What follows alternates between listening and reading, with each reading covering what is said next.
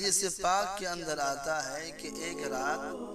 جناتوں کا ایک گروہ حضور پاک صلی اللہ علیہ وسلم پر حملہ کرنے کی غرض سے پہاڑوں کی وادی سے اترا۔ پھر ان جناتوں میں سے ایک نے آگ کا شعلہ لے کر حضور صلی اللہ علیہ وسلم کو جلانے کے ارادے سے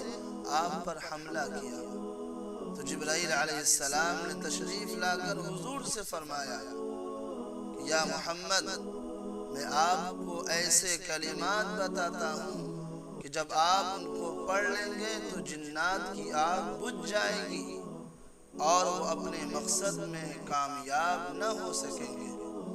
چنانچہ حضور پاک صلی اللہ علیہ وسلم نے جو ہی وہ دعا پڑھی ان کی آگ بجھ گئی اور وہ سب جنات ناکام و نامراد لوٹ گئے۔ وہ کلمات یہ ہیں: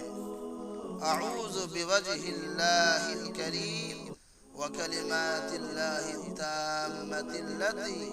لا یجاوزہن بر ولا فاجر